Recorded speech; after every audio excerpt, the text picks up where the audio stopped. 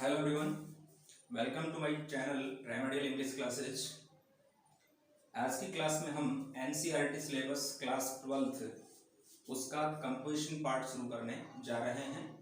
तो क्लास 12 के स्टूडेंट्स विशेष ध्यान देंगे कि इसमें हम शॉर्ट कंपोजिशन से स्टार्ट करेंगे और उसके बाद जो भी आपके सिलेबस में कंपोजिशन का टॉपिक है उनको वन बाय वन हम कंप्लीट कर लेंगे।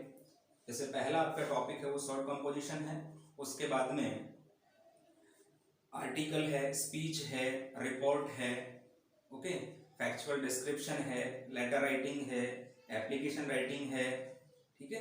ये आपके कंपोजिशन पार्ट में इंक्लूड किया गया है। तो आज हम फर्स्ट ऑफ ऑल जो है वो स्टार्ट करने जा रहे हैं शॉर्ट कंपोजिशन, ओके। और शॉर्ट कंपोजिशन में there are 5 topics, okay. Short composition में आपके 5 टॉपिक हैं और 5 टॉपिक्स में से 5 टॉपिक्स में से आपको एग्जाम में 2 टॉपिक्स मिलेंगे और 2 में से आपको 1 टॉपिक को अटेम्प्ट करना है, okay. 1 out of 2 you have to attempt. तो ये ध्यान रखने की बात है।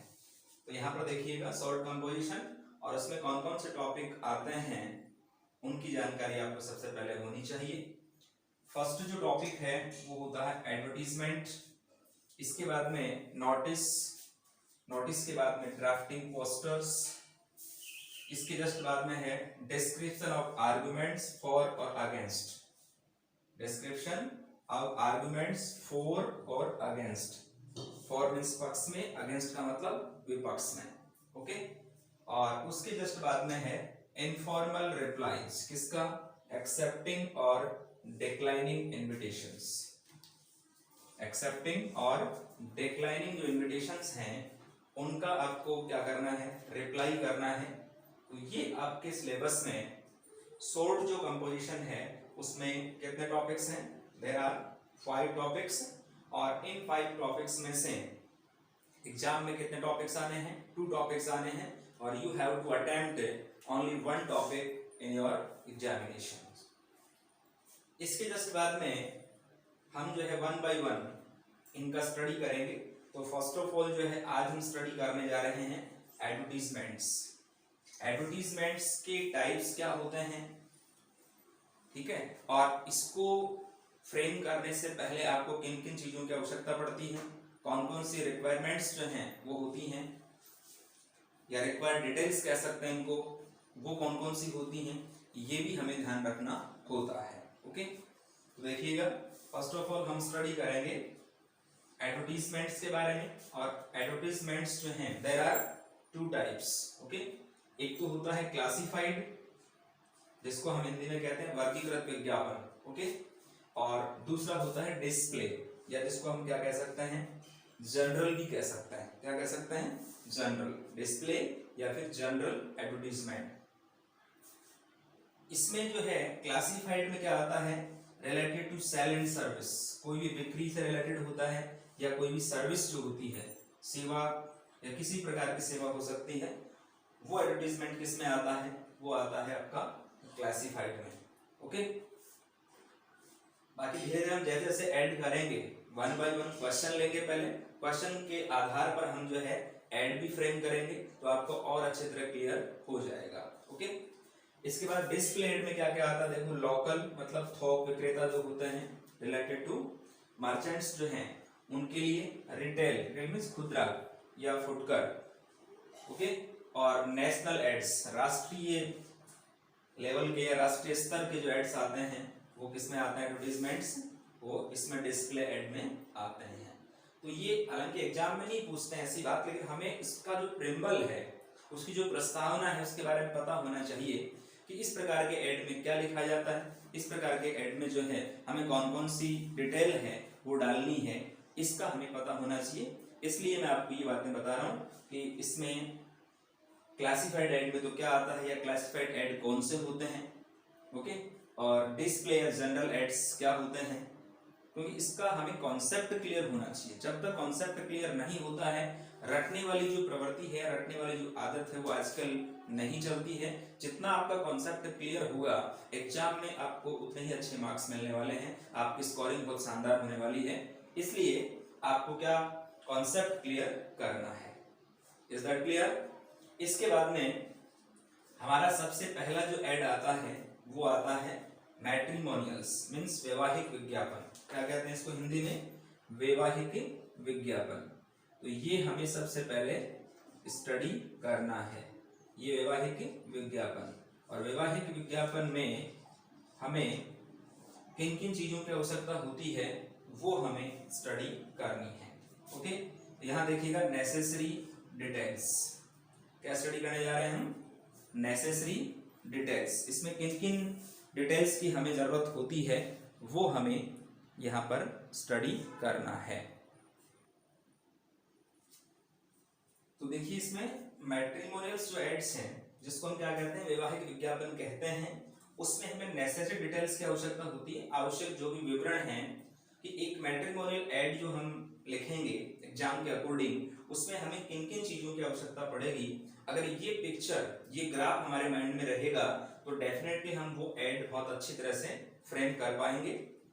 ग्राफ किसी भी चीज का हो, या ये कह सकते हैं हम कि उसके बारे में हमें मेन चीजें अगर हमारे माइंड में हैं तो डेफिनेटली हम उन्हीं चीजों का वहां पर क्या करेंगे, उनको हम डिस्क्राइब करेंगे। ओके, तो पहले हमारे माइंड में वो पिक्चर क्लियर होनी चाहिए कि हमें मैट्रिमोनियल एड में क्या क्या लिखना है या क्या क्या हमें वहां पर देना है।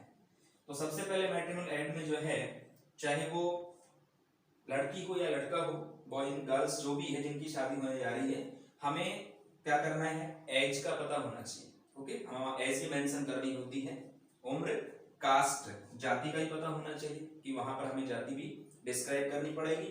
क्वालिफिकेशन, लड़का या लड़की जो है वो कितने पढ़े लिखे हैं, क्या क्वालिफिकेशन है उनकी। इसके बाद में उनका फाइनेंशियल स्टेटस क्या है, वित्तीय या ये कह सकते हैं आर्थिक जो उनका स्तर है वो कैसा है, वो भी हमें वहां मेंशन करना होता है। ओके, इसके बाद में अचीवमेंट्स, जो भी उन्होंने उपलब्धियां हासिल की हैं, कोई अचीवमेंट उन्होंने लिया है मान लो किसी भी सेक्टर में, हमें वो भी वहां पर डिस्क्राइब करना होता है। इसके बाद में है कॉम्प्लेक्शन, लड़का या लड़की उसका रंग कैसा है वो भी हमें वहां पर लिखना होता है शॉर्ट में। कॉम्प्लेक्शन किसका? वो होता है प्रोस्पेक्टिव ब्राइड और ब्राइडग्रूम। प्रोस्पेक्टिव संभावित जो भी होने वाला है, ब्राइड मींस दुल्हन या ब्राइडग्रूम मींस दूल्हा, जो भी दूल्हा या दुल्हन जो है वो जिसके लिए हम एड यहाँ लिख रहे हैं, तो उसके कॉम्प्लेक्शन के बारे में हमें पता होना चाहिए। ओके, तो ये हम शॉर्ट एंड स्वीट, बिल्कुल शॉर्टकट में age, caste, qualification, financial status, achievements, complexion, ये जो है वो हमें वहां शॉर्ट एंड स्वीट, बिल्कुल शॉर्टकट में वहां पर डिस्क्राइब करना होता है। ओके, तो ये हमें ध्यान रखने की बात है। और इसके बाद में हमें और क्या ध्यान रखना है उसके बारे में हम अभी स्टडी करने जा रहे हैं। नेक्स्ट जो हमारा पॉइंट है कि हमें और रिक्वायर्ड डिटेल्स क्या क्या उनकी जरूरत पड़ती है। तो नेक्स्ट में देखिएगा रिलीजन, हमें धर्म के बारे में पता होना चाहिए।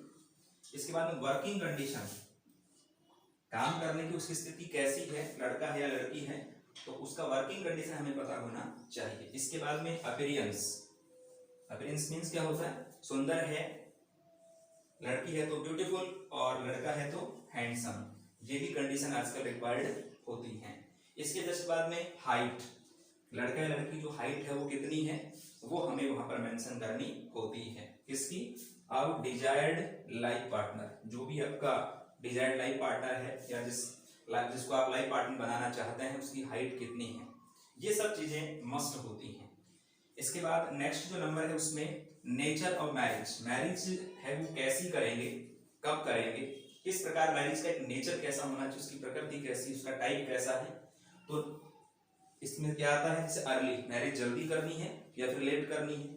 इसके बाद में अरेंज्ड मैरिज, आपकी अरेंज मैरिज है या फिर कोर्ट मैरिज है जिसको हम लव मैरिज भी कहते हैं वो है, तो ये थोड़ा सा ध्यान होना चाहिए हमें। सिंपल साधारण मैरिज करनी है या फिर डिसेंट करनी है, डिसेंट का मतलब बहुत ज्यादा शानो शौकत वाली जो है वो करनी है, या अपनी परंपरा के अनुसार जो मैरिज करते हैं, ठीक है, वो मैरिज करनी है।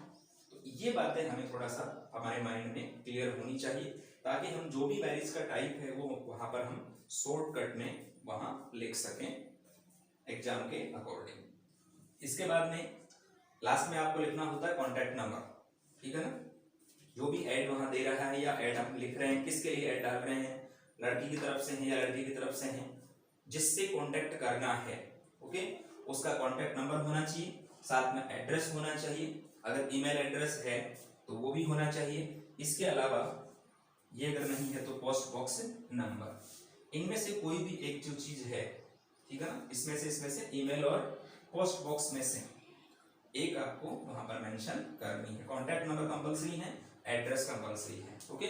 और जितनी भी रिक्वायर्ड डिटेल्स हैं वो हमें माइंड में क्लियर रखनी है, ताकि हम शॉर्टकट एडवर्टीजमेंट करने जा रहे हैं, लेकिन हमें मिनिमम जो भी रिक्वायर्ड डिटेल्स हैं वो हमें वहां पर डालनी पड़ेगी, ताकि जिस प्रकार का ऐड वहां पर मेंशन कर रहे हैं या किसके लिए मेंशन कर रहे हैं, लड़की के लिए या लड़के के लिए, वो डिटेल सारी अगले को मिल जाए, उसके बाद वो हमें कांटेक्ट कर सके, ओके।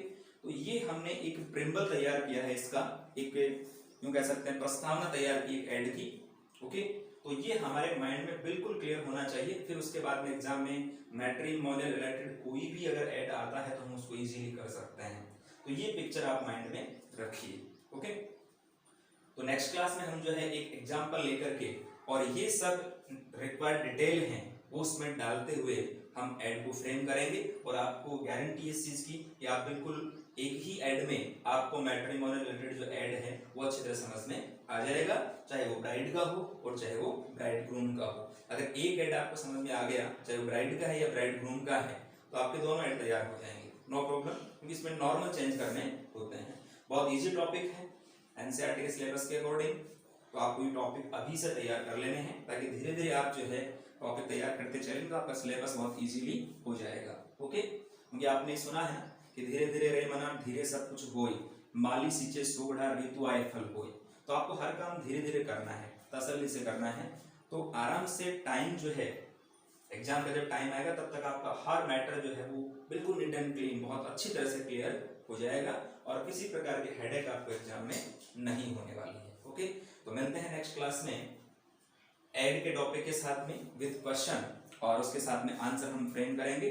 तब तक आप ये रिक्वायर्ड डिटेल्स जो हैं वो अपने माइंड में रखें, एक पिक्चर जो है वो माइंड में रखें कि हमें उस ऐड में क्या क्या लिखना है, ओके।